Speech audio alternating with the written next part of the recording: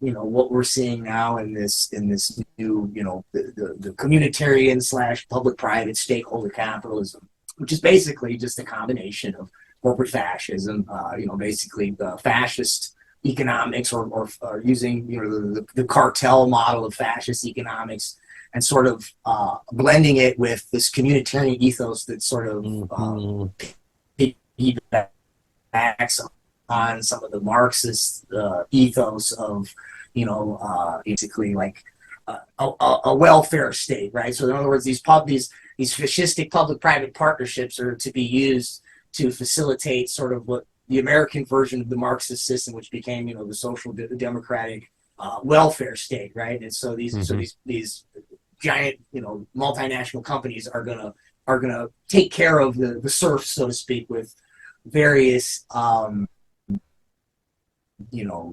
the welfare programs, and it sort of gets a new flavor in the 21st century with the rise of critical theory and cultural studies. And so the whole dialectic or the whole class dynamic of the bourgeois and the proletariat sort of becomes bifurcated or fragmented into sort of the dialectic between the various race, class, gender, sexual identity, all these different marginalized groups.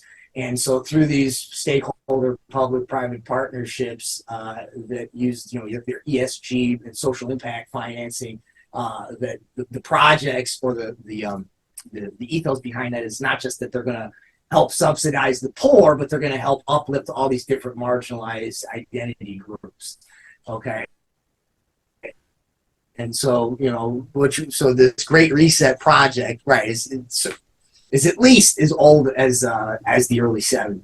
Yeah, I mean, so when people think sustainable development goals, they usually think that it's green energy and clean energy and all sorts of other green technologies, right? Carbon sequestration and things like that. But if you actually look at the 17 goals, they actually come out of what was called the Millennium Development Goals, right? So the term prior, right, did not have the narrow connotation of basically the green movement, right? It had a broader, futurist approach to all aspects of society, all aspects of the global economy, all aspects of international relations, so education, poverty reduction.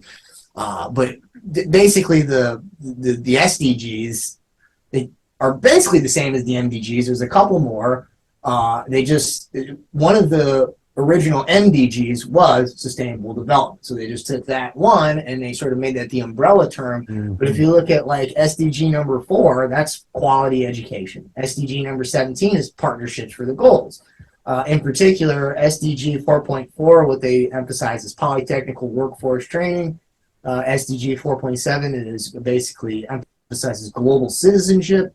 And then SDG 4.B emphasizes the expansion of global IT technologies and STEM education.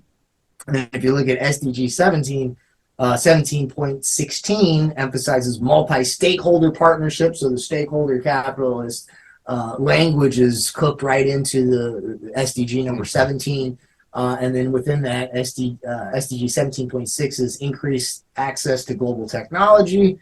17.8 is enhance the use of IT and other technologies, and then 17.17 emphasizes public-private partnerships, which, right, the idea of public-private partnerships and a stakeholder approach is basically just saying that, instead of the shareholders, right, so you have the people that run the company and then the people that are invested in it, and sort of the dance between those two.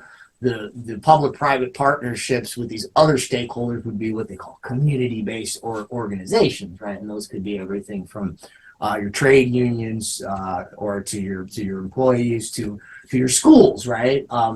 And so from the get-go, the two, right? They don't just happen to come together at the end, right? I mean, they start at the same place. They're pitched at the same place by essentially the same people. Suspicious. So it's effectively it's all part of the same agenda, right? It's always been that way.